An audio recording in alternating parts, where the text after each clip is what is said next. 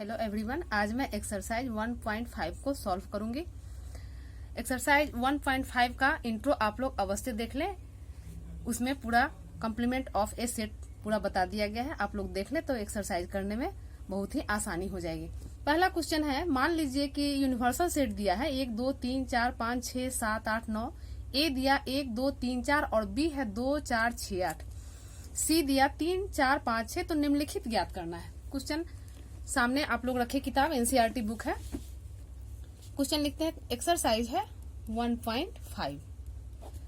तो पहला क्वेश्चन है यूनिवर्सल सेट। चूंकि जब भी कॉम्प्लीमेंट की बात होगी तो यूनिवर्सल सेट अवश्य रहेगा। ये है 1 2 3 4 5 6 7 8 9।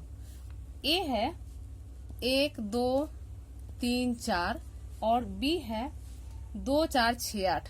2 4 6 8।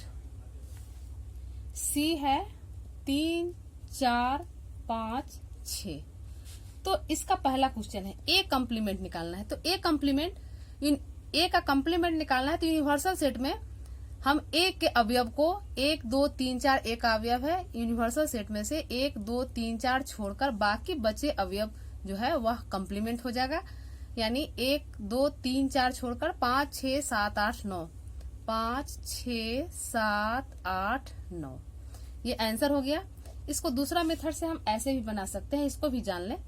ऐसे ये आसान है। दूसरा मेथड ये कि अगर ए का कॉम्प्लीमेंट निकालना हो तो यूनिवर्सल सेट में से ए को घटा देंगे, यानी यूनिवर्सल सेट और ए के अंतर को निकालेंगे। तो हम लोग जैसा कि जान चुके हैं पिछले चैप्टर में, उसमें ये हम लोग डिफरेंस पढ़ चुके हैं।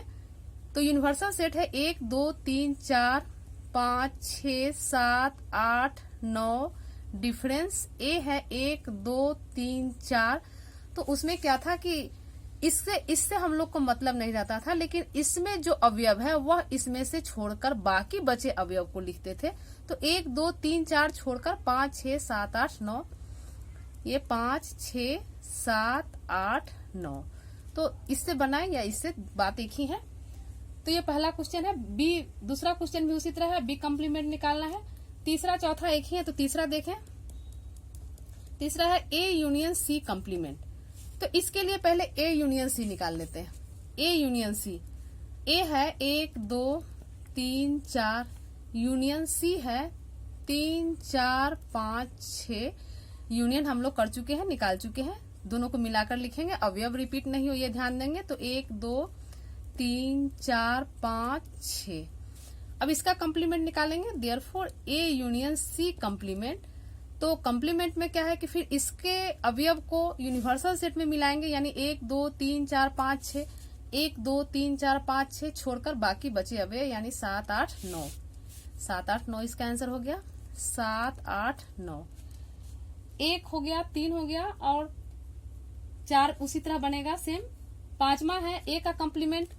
ये तो आसान है, ए का कॉम्प्लीमेंट यानी पांचवा में ए का कॉम्प्लीमेंट हम लोग निकाल चुके हैं। ये है 5 6 7 8 9 और फिर कॉम्प्लीमेंट का कॉम्प्लीमेंट। तो यानी इस अवयव को 5 6 7 8 9 को यहां से छोड़ेंगे। 5 6 7 8 9 छोड़कर बाकी बचे अवयव 1 2 3 4। ये हो गया 1 2 3 4। यही इसका आंसर हो गया। ये आंसर हो गया, लेकिन ये देख लीजिए यह फिर ए का अवयव आ जाता है, यानी ए का कॉम्प्लीमेंट और उसका फिर कॉम्प्लीमेंट वह ए हो जाता है। तो ये पांचवा हो गया। और छठा बी डिफरेंस सी का कॉम्प्लीमेंट। तो पहले बी डिफरेंस सी निकाल लें। बी है 2 4 6 8 और डिफरेंस सी है 3 4 5 6। तो अब जो है इसमें से बी का जो अवयव इसमें मिल रहा है उसको छोड़ देंगे, यानी 6 मिल रहा है, 4 मिल रहा है और कोई नहीं, तो बाकी बचे 2 8। अब इसका कॉम्प्लीमेंट निकालेंगे, यानी बी कॉम्प्लीमेंट, बी डिफरेंस सी का कॉम्प्लीमेंट। तो इसके लिए यूनिवर्सल सेट 2 8 यूनिवर्सल सेट में से छोड़कर 2 8 छोड़ देंगे, बाकी 1 3 4 5 6 7 9 लिखेंगे। 1 3 4 5 1 3 4 5 6 7 9। यही आंसर हो गया। तो क्वेश्चन 1 हो गया। क्वेश्चन 2 में सेम है, कहता है यूनिवर्सल सेट दिया है। क्वेश्चन नंबर 2 है, किताब आप लोग सामने देखें। यूनिवर्सल सेट दिया है A B C D E F G H। अब निम्नलिखित समुच्चयों के पूरक ज्ञात कीजिए। पूरक ज्ञात करना है तो पहला है, इसका पहला है ए दिया ABC, तो इसका कंप्लीमेंट हो जाएगा ABC छोड़कर, यानी DEFGH। और इसका एक लास्ट सब क्वेश्चन एक ही टाइप है, इसलिए इसका 2 क्वेश्चन लेते हैं, 4 क्वेश्चन है। चौथा क्वेश्चन लास्ट इसका है, ये दिया है FGHA, तो D का कंप्लीमेंट निकालेंगे।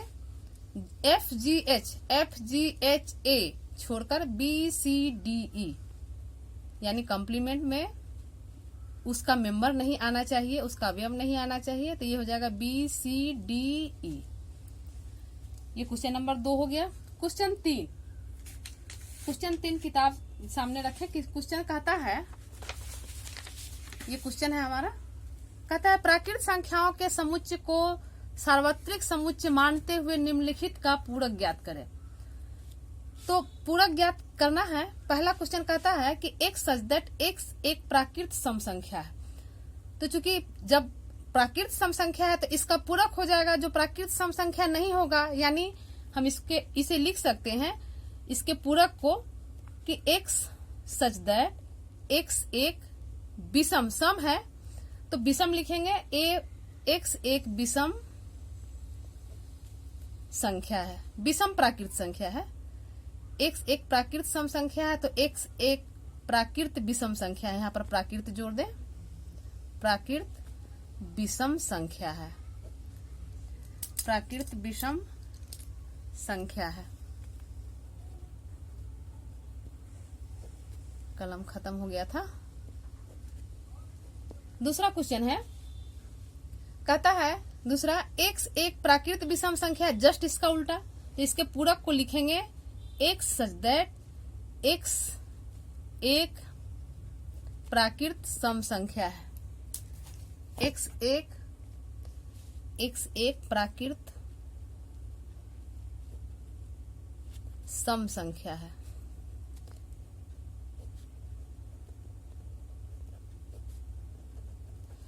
तीसरा क्वेश्चन है, x सच दैट x संख्या 3 का धन गुणज है। तो धन गुणज है तो इसको हम कह सकते हैं कि x संख्या 3 का धन गुणज नहीं है, इसका अपोजिट, यानी इसका कंप्लीमेंट वही हो जाएगा, यानी इसको हम ऐसे लिख सकते हैं कि x सच दैट x संख्या 3 का धन गुणज नहीं है, x संख्या 3 का धन गुणज नहीं है। चौथा क्वेश्चन है, चौथा कहता है कि x सच दैट x एक अभाज्य संख्या है। तो अभाज्य है तो इसका पूरक भाज्य हो जाएगा, यानी इसके पूरक को लिखेंगे x सच दैट x बराबर 1, और यहाँ चूंकि अभाज्य में 1 नहीं आता है इसलिए 1 देना जरूरी था। x बराबर 1 और x एक धन भाज्य संख्या है। कंप्लीमेंट लिखना बहुत ही आसान है, जस्ट उसका अपोजिट, जस्ट उसका उल्टा लिखाता है। क्वेश्चन 5 है कि x सच दैट, कहता है x सच दैट x 3 और 5 से विभाजित होने वाली संख्या है। तो एकदम जस्ट इसका उल्टा लिखेंगे कि x जो है 3 और 5 से विभाजित नहीं होने वाली संख्या है, इसको सेम लिख देंगे x सच दैट x 3 और 5 से विभाजित नहीं होने वाली संख्या है, नहीं होने वाली संख्या है। छठा क्वेश्चन कहता है कि x सच दैट x एक पूर्ण वर्ग संख्या है। तो पूर्ण वर्ग संख्या कह रहा है तो हम कहेंगे कि पूर्ण वर्ग संख्या नहीं है, यानी इसको हम लिख सकते हैं x सच दैट x, हम x बिलोंगिंग n भी लिख सकते हैं, चूंकि प्राकृत संख्या x n में बिलोंग कर रहा है, और x एक पूर्ण वर्ग संख्या है तो लिखेंगे x एक पूर्ण वर्ग संख्या नहीं है।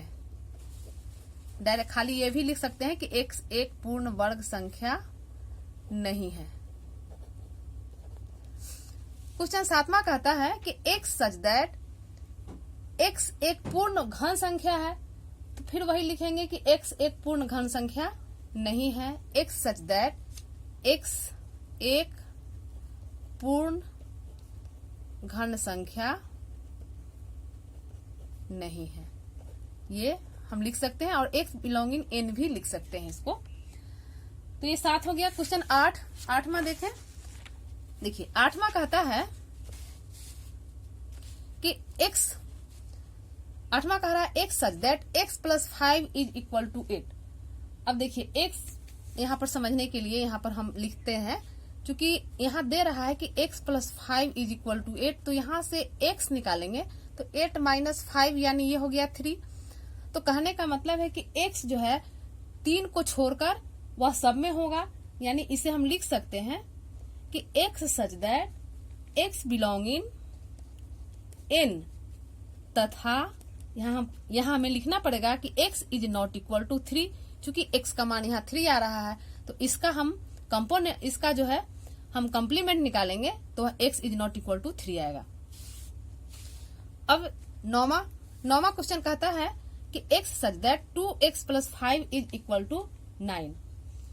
तो 2x plus 5 is equal to 9, इसे यहाँ पर देख लें रफ में, यानी 2x plus 5 is equal to 9 है। यहाँ से 2x निकालेंगे तो 9 में से 5 जाएगा यानी 4, तो x निकालेंगे तो 4/2 यानी 2 आ गया।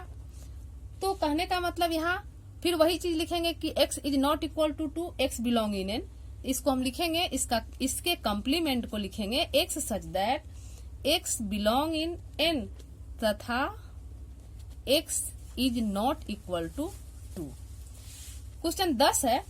10वां क्वेश्चन कहता है कि x बड़ा और बराबर है 7 के, तो x 7 से बड़ा भी है और बराबर भी है, तो इसके कॉम्प्लीमेंट को हम लिखेंगे x such that x less than 7 और x बिलोंग इन n कहेंगे ही। कहने का मतलब जब बड़ा और बराबर है 7 के, तो इसका कॉम्प्लीमेंट जो होगा वह 7 से छोटा होगा, x छोटा है 7 से। 11वां क्वेश्चन है x such that x belong in n और 2x प्लस 1 ग्रेटर देन 10। तो इसको फिर रफ में देखिए, 2x प्लस 1 ये 10 से बड़ा है, तो 10 से बड़ा है तो इसे पहले ऐसे हम निकालते हैं। तो ये हमारा चूंकि ग्रेटर देन से भी निकाल ले, 2x ग्रेटर देन हो जाएगा 10 माइनस 1 यानी 2x ग्रेटर देन 9, यहां से x हो जाएगा ग्रेटर देन 9/2। तो अब इसे हम लिख सकते हैं, इसके कॉम्प्लीमेंट को लिख सकते हैं x such that x belong in n तथा x, यहां चूंकि x जो है ग्रेटर देन इक्वल टू 9/2 है, तो यहां पर x लेस देन 9/2। क्वेश्चन 4 किताब से देखें, किताब सामने रखें। क्वेश्चन 4 दिया है, यदि यूनिवर्सल सेट दिया 1 2 3 4 5 6 7 8 9, 1 2 3 4 5 6 7 8 9, ए दिया 2 4 6 8, ए है 2 4 6 8 और बी है 2 3 5 7। तो पहला क्वेश्चन 4 का कहता है कि A union B complement is equal to A complement intersection B complement. तो हम पहले A यूनियन B निकालते हैं। A यूनियन B, A है 2 4 6 8 और B है 2 3 5 7। यूनियन लिखना जान गए इसलिए डायरेक्ट लिखते हैं, दोनों को मिलाकर 2 3 4 5 6 7 8। देखें रिपीट नहीं करे, छूटे भी नहीं कोई, 2 3 4 5 6 7 8, ठीक है। अब इसका कॉम्प्लीमेंट निकालेंगे, therefore A union B complement. तो इसको मिलाएंगे यूनिवर्सल सेट में, 2 3 4 5 6 7 8, 2 3 4 5 6 7 8, यानी कॉम्प्लीमेंट हो गया 1 और 9, इसे 1 मान लेते हैं। अब ये A का कॉम्प्लीमेंट निकालते हैं, तो A बराबर है 2 4 6 8, तो इसका कॉम्प्लीमेंट हो जाएगा 2 4 6 8 छोड़कर 1 3 5 7 9, ये हो गया 1 3 5 7 9। फिर b का निकालेंगे, b बराबर है 2 3 5 7। तो b का कॉम्प्लीमेंट हो जाएगा, b का कॉम्प्लीमेंट हो जाएगा 2 3 5 7। 2 3 5 7 को छोड़ेंगे तो 1 4 6 8 9, 1 4 6 8 9 ये हो गया। अब जो है दोनों का इंटरसेक्शन निकालेंगे, यानी a complement intersection b complement. तो a है 1 3 5 7 9, b कॉम्प्लीमेंट है 1 4 6 8 9। दोनों में क्या क्या, चूंकि इंटरसेक्शन है तो जो अवयव दोनों में वह निष्ठ होगा। 1 और 9 यहाँ भी है, 1 और 9 यहाँ भी है, तो ये हो जाएगा 1 और 9।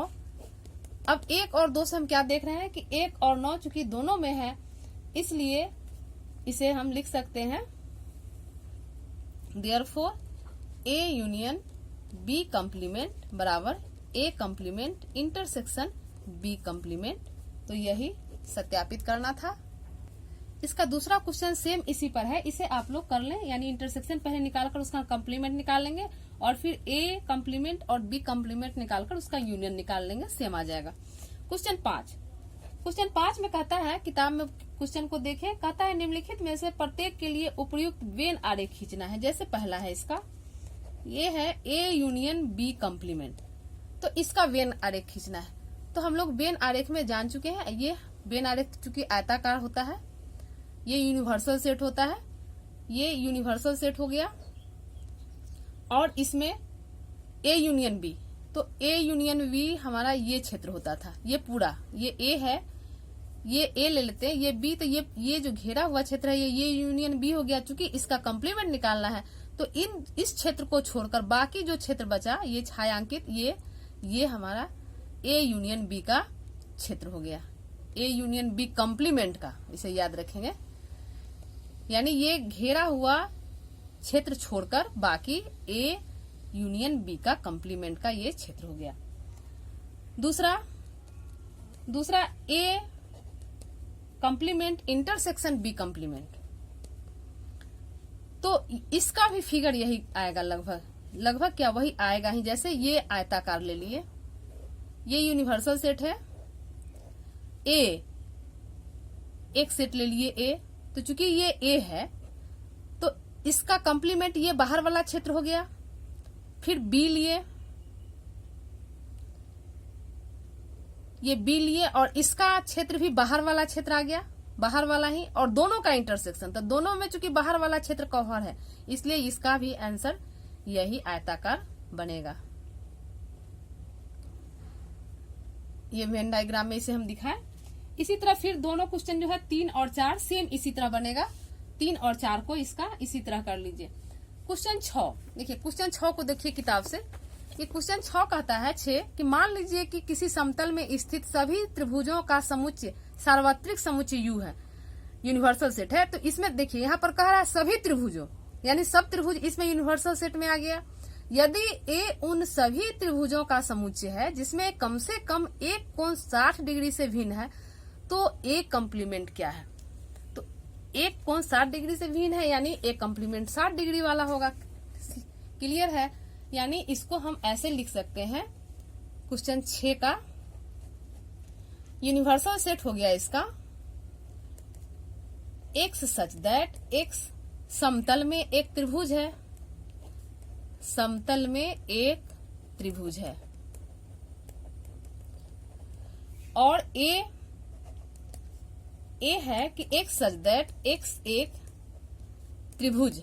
ये क्वेश्चन ही कह रहा है कि X एक त्रिभुज जिसका कम से कम एक कोण, ये क्वेश्चन ही कह रहा है कम से कम एक कोण 60 डिग्री का है, एक कोण 60 डिग्री का है। ये क्वेश्चन ही कह रहा है, इसको हम मैथ के भाषा के रूप में इसे हम लिख दिए। अब जो है इसका कॉम्प्लीमेंट निकालेंगे, तो A का कॉम्प्लीमेंट होगा ऐसा।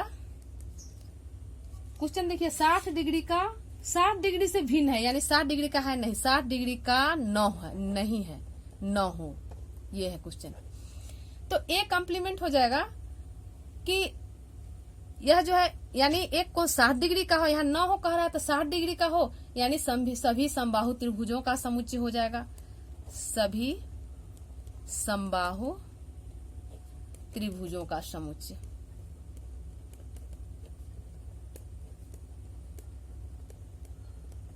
ये क्वेश्चन 6 हो गया। अब क्वेश्चन 7 है, ये किताब सामने आप लोग देखें। क्वेश्चन 7 कहता है निम्नलिखित कथनों को सत्य बनाए। ये ए यूनियन ए का कंप्लीमेंट, इस पर ही लिखते हैं। ये है क्वेश्चन 7, ए यूनियन ए का कंप्लीमेंट। तो देखिए समुच्चय और उसके कंप्लीमेंट को मिलाते हैं तो पूरा यूनिवर्सल सेट आ जाता है, इसलिए इसका आंसर होगा यूनिवर्सल सेट। ये पहला था। दूसरा ये है फाई कंप्लीमेंट इंटरसेक्शन ए। तो देखिए फाई हो गया, फाई तो चूंकि कोई समुच्चय नहीं है लेकिन उसका कंप्लीमेंट निकालेंगे तो यह यूनिवर्सल सेट हो जाएगा, और उसका ए के साथ अगर इंटरसेक्शन होगा यानी इसको एक स्टेप और ऐसे लिख सकते हैं। ये हमारा हो जाएगा यूनिवर्सल सेट, फाई का कंप्लीमेंट यूनिवर्सल सेट और इंटरसेक्शन ए। अब ए का टोटल मेंबर इसमें उपस्थित है, इसका इसमें नहीं है, इसलिए यूनिवर्सल सेट का इंटरसेक्शन ए के साथ जो है वह हो जाएगा ए। तीसरा है ए इंटरसेक्शन ए कंप्लीमेंट। तो चूंकि इसमें जो मेंबर होता है अवयव वह इसमें नहीं और इसमें होता है वह इसमें नहीं, इसलिए ये हो जाएगा फाई। और चौथा universal set complement intersection A.